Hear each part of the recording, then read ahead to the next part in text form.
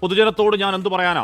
മാധ്യമങ്ങൾ ഇഷ്ടമുള്ളതൊക്കെ എഴുത്, പറയാനുള്ളതെന്ന് കോടതിയിൽ പറഞ്ഞോളാം എന്ന് ഇത്രയധികം അമ്പലം മുഖ്യ ആരോപണങ്ങൾ, ദുരൂഹതകൾ നിറഞ്ഞു നിൽക്കുമ്പോഴും അല്പം പോലും കൂസാതെ ആ ജനത്തിന്റെ മുഖത്തെ കാട്ടുന്ന പോറ്റിയ ആ തെല്ലും പുല്ലും ഒടുക്കത്തെ കോൺഫറൻസിൽ തെറ്റു പറയാവതല്ല. കാരണം ആ ബ്രോക്കറേജ് തൂക്കിവെക്കലിൽ ഇക്കണ്ട ക്രമക്കേടുകൾക്ക് അത്രയും മറുപടി കോടതിയിൽ പോറ്റി സമക്ഷം ഒരു വജ്രായുധമുണ്ട്. 2019 സാക്ഷാൽ ദേവസ്വം ബോർഡ് അടിച്ച് കയ്യിൽ കൊടുത്തൊരു ഉത്തരവാണ്.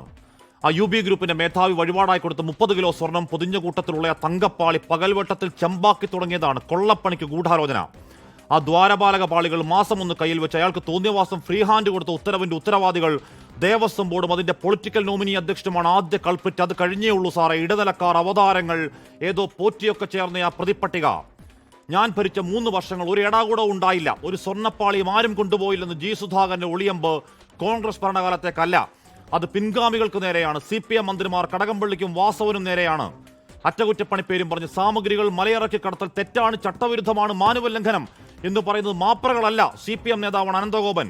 ഉടനെ വന്നു സ്വർണം ചെമ്പായ കാലത്തെ അധ്യക്ഷന്റെ മറുപടി എല്ലാം മാനുവൽ പ്രകാരമെങ്കിൽ നടത്തിയ വിദേശയാത്ര ഏതു മാനുവൽ പ്രകാരമെന്നാണ് കുറ്റടി. അങ്ങനെ ഒളിയമ്പ് ഇത് കൂടാരത്തിലെ നേതാക്കൾ ചക്കളത്തിപ്പോരെങ്കിൽ പോറ്റി ഒറ്റക്കെല്ലാം ചെയ്തെന്ന് ആരോടായി പറയുന്നേ?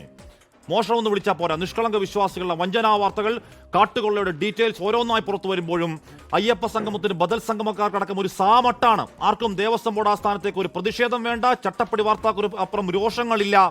പെരുന്നയിലെ സമദൂരക്കാരനും വെള്ളാപ്പള്ളിക്കൊന്നും ഒരുതരം മിണ്ടായ്മയാണെങ്കിൽ ആ പോറ്റിയും മാഫിയ സംഘവും ചില്ലറക്കാരല്ല. കയ്യോടെ പിടിച്ചപ്പോൾ അധ്യക്ഷന്റെ കുറ്റസമ്മതം ഉദ്യോഗസ്ഥ പിഴവാണത്ര. എന്തോന്ന് പിഴവെന്നാണ് ആ ശാസ്താവിന്റെ കാവൽക്കാരെ കട്ടുമുടിക്കൽ കണ്ടുപിടിക്കാൻ കഴിവുകെട്ട സംവിധാനമെങ്കിൽ അതേ അവതാരത്തിന് പിന്നെയും പരവതാനിയെങ്കിൽ PS പ്രശാന്തേ രാജിവെച്ചിറങ്ങിപ്പോ. ലോകത്തെവിടെയായാലും ഏത് സമയത്തും 24 വാർത്തകളും ഓഗ്മെന്റഡ് റിയാലിറ്റി പാക്കേജുകളും എക്സ്പ്ലെയിനറുകളും വിശദമായി കാണാൻ ഞങ്ങളുടെ YouTube ചാനൽ നിങ്ങൾക്ക് സബ്സ്ക്രൈബ് ചെയ്യാം.